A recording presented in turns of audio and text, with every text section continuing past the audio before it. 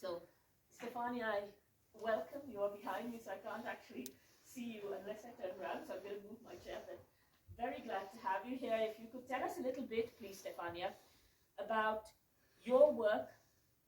And I know it is award-winning work, so we're so grateful you're here.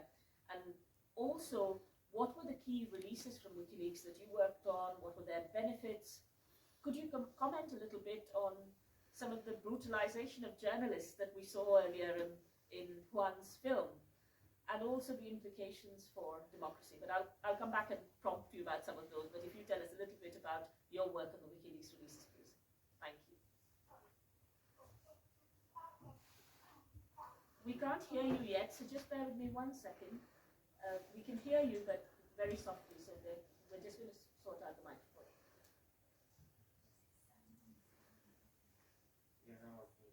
Can you try again? Yes. Perfect. Can you hear me? Perfect. Can you hear me now? Yes, yes. Yeah. So thanks so much for having me, and thanks to the students.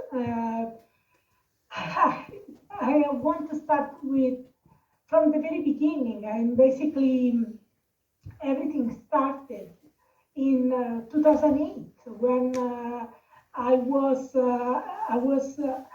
pretty upset about the situation of the media after the 9/11, basically. This is why I got interested in WikiLeaks, because I could not accept the kind of journalism we had after the 9/11, kind of situation like the New York Times for 13 years, from 2001 to 2014, never used the word torture for the torture, for example.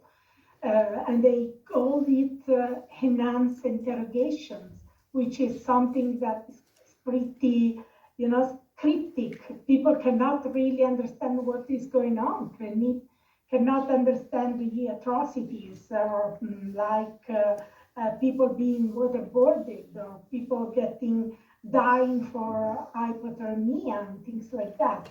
So I was really upset about how timid were the media after the 9/11. Everything started in 2008 when suddenly one of my sources stopped talking to me because she was convinced that she was under illegal interception. And of course, there is no way to know whether you are under illegal interceptions. Maybe it's just, you are just paranoid, or maybe it's true. So that source suddenly stopped talking to me. But for me, the source that never told me what she knew changed my work forever. Because it was at that point that I realized that I needed better source protection. Because the old-fashioned techniques, which are still used in these days in our newsrooms, are no longer suitable in this age of mass surveillance, where corporate spies, where the police forces, the secret services can easily spy on our communications and contact with our sources. And if our sources are not confident that our communications are really confidential, and they are not spied, they are not they are not exposed, they don't lose their job, they don't go to prison, they don't risk their lives, their freedom, they stop talking to us. So for me, it was really important that that source stopped talking to me. And it was at that point that I thought myself, I had to change. I had to find better source protection. It was 2008. Not a single newsroom used encryption. Not even the New York Times, not even the Washington Post, not even the BBC, the Guardian, no one. There was just a media organization using encryption, WikiLeaks. And one of my sources inside the field of cryptography told me, you should have a look on that bunch of lunatics. So you should have a look on that people, because they are doing good job. They are doing something new, something special for protecting sources. So I'm a mathematician. Before going to journalism, I got a degree in mathematics. So I knew a bit of cryptography, very little, just some theoretical knowledge. And I started looking at WikiLeaks. I wanted to understand how they use cryptography. And I was deeply impressed, not just because they were using something that no one was using at that time, not even the biggest and most powerful newsroom were using encryption in those days. But also I was impressed by their courage. Let me tell you why. In 2008, they had published something like the Guantanamo Manual. And the ACLU in New York, the American Civil Liberties Union, are trying to obtain that document using the Freedom of Information Act, the so-called FOIA. And they were unable to get that document. There was no way for them to obtain a copy of that documentation. Whereas WikiLeaks obtained it and it published it on its website. And the Pentagon immediately asked them to remove the documentation from their website. And they said, no, we won't remove it. And I was deeply impressed. I mean, I have been a journalist for the last 20 years, 15 in investigative journalism. I never have heard of a media organization saying no to the Pentagon. Never. The Pentagon is so powerful. They have influence in each, corner of our planet. So for me, it was deeply impressive. And I told myself, I want to know these guys because we not even need a better source protection. We don't need just something powerful from the point of view of technology. We also need this courage because the media are just too timid. They are just too, they just follow what the Pentagon, their government, the law enforcement tell them. They are too timid. I want to know these people. I want to meet them. And something special happened in the middle of the night in 2009. I was called in the middle of the night and I was sleeping. I didn't want to wake up in the middle of the night. I was sleeping. It was end of July, very hot and sticky in Italy. And suddenly, my phone started ringing, and I would finally wake up and heard, "We are WikiLeaks." I could barely understand what was going on, and I understood that WikiLeaks had a document, and that document was in Italian, and they were trying to verify whether the document was genuine, whether what kind of case was that, whether it was publicly relevant, whether it was important. So I started listening. It was an audio file. I started listening and realized the importance of that documentation. It was a document about an Italian scandal. And the morning after, I did all my journalistic verification processes and publishing in partnership with WikiLeaks in August 2009. And that was my first time I worked with WikiLeaks.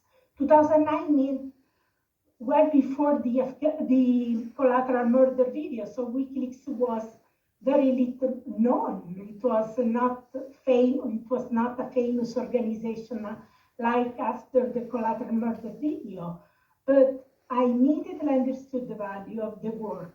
I immediately understood how they were working on documents, obtaining exceptionally important documents, and defending their sources, using cutting-edge technologies to protect sources, never used by any newsroom, not even the biggest in our planet, the most resourceful in our planet. And I understood their courage, which for me was the most important thing, because I had seen how too many media were willing to compromise to negotiate and to just give up when powerful entities were involved, like the Pentagon, like the intelligence agencies, like law enforcement at the highest levels. So after that work in 2009, I never stopped working on the WikiLeaks documents. I worked on all of them. I worked on the Afghan war logs, I worked on Iraq war logs, on the cables, on the Guantanamo documents about the detainees. I work on the documentation about the surveillance industry. It was one of the first releases, publications on the surveillance business involving technologies, nefarious technologies like Trojans, like malware, and so on. I work on all their documentation, on all their secret documents. I'm the only one who has worked on all of them. So I have more than a decade experience in dealing with this verification of the documents and understanding their impact, understanding their value. But let me tell you one thing. I have done all this work completely safely. I was never arrested. I was never questioned. I was never, I had some problems. I cannot say I didn't have any problem. I had some problems. For example, I was mugged in Rome and stolen very important documents, which never surfaced again. I was spied inside the Ecuadorian embassy while meeting Julian Assange. My phone was secretly unscrewed while I was meeting him. And I had other problems. At the end, I had to leave my newspapers because of the frictions from my work on WikiLeaks. However, I have always worked safely. No one arrested me. No one put me in prison. Whereas Julian Assange has never ever known freedom again after publishing the documents on Afghanistan, Iraq, the cables, and the Guantanamo documents. After publishing them, he has never walked in the street as a free man. This is one of the things which has mostly shocked me. I have worked on this case, and I have worked as a media partner for the last 13 years. And I have to tell you that I met Julian Assange as a free man for the last time, the 28th September 2010. After that meeting, I never met Julian again. I never met Julian as a free man again. Never ever. I have always met him under house arrest, then inside the embassy. Now he's in prison. I have been unable to meet him in prison so far. But I have always worked as a media partner with him while he was under house arrest or under arbitrary detention inside the embassy. I have never seen a situation like this. I never seen, nothing is normal in this case. Even if I look at how we were spied inside the embassy while we were talking, I was talking to Julian Assange. All my conversations with him had been recorded and filmed. If I think about this, I had never had this experience. I don't think anything is normal. Nothing is normal in this case. These are not the kind of things that you expect in a democracy. These are things you expect in a regime where you have this kind of treatment of journalists. So this is one of the things that have motivated me to investigate using tools like the FOI litigation, which I'm basically litigating to access the documentation about the case. And I will explain you later why. Now I want to have you focus on the value of this documentation. So these documents, the Afghan war logs, Iraq war logs, documents on Guantanamo, the cables, have been published 12 years ago, so long time ago. Well, this morning I was still checking the cables, for example. So for this crisis in Ukraine, I still find the cables valuable. 12 years after they have been published, I'm still using these materials. So you have to realize that these materials, even if they had been published more than a decade ago, they still allow us to understand, to decrypt, I say, the world in which we live in. So they are still valuable documents, and they are accessible to everyone. You don't need to have a special access. You don't need to be a privileged person, you know? You can be a lawyer, and you need to go to a court and use this material, and you can do it. You can be a scholar, and you can use these documents for your research. You can be an activist, or you can be a journalist. You can be, a group of people litigating an important case, like the Caicos Highlanders. You can be a prosecutor. Let me tell you one of the important revelations in this documentation. So my country, Italy, is the only country in the world which was able to nail the CIA agents involved in the extraordinary renditions in Milan. They basically, in Milan, the CIA kidnapped a person in the middle of the day, in front of everyone, and they sent him to Egypt, and he was brutally tortured. So our prosecutors are so good, are so bright, that they were able to unearth everything, and they were able to issue the arrest warrant and to get a final sentence. They convicted all of them.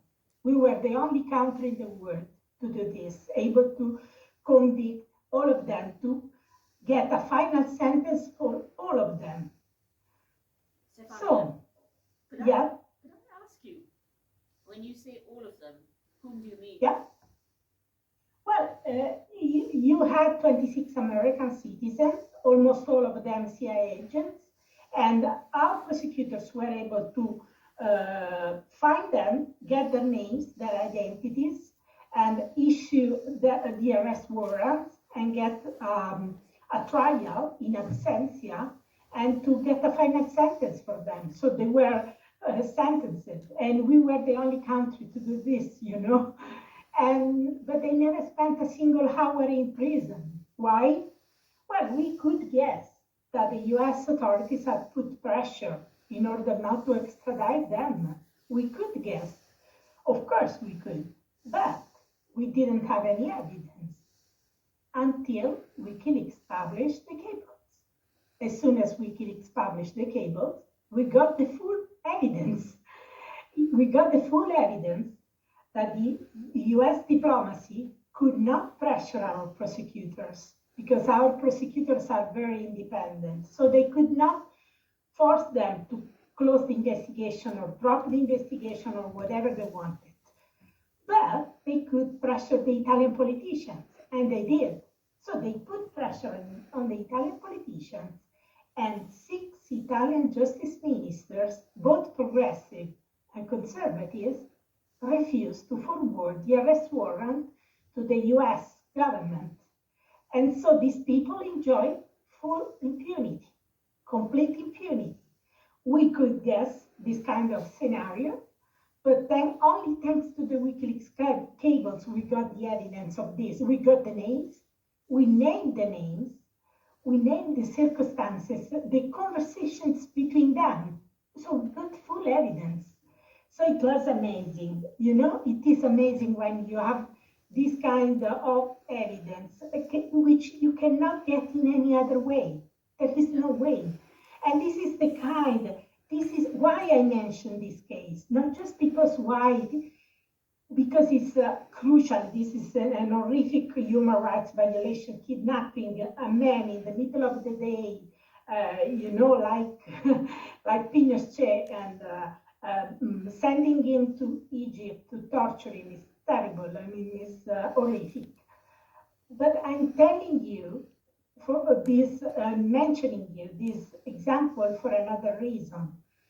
And the reason is the kind of secrets WikiLeaks has revealed and for which Julian Assange risked life in prison are not military secrets.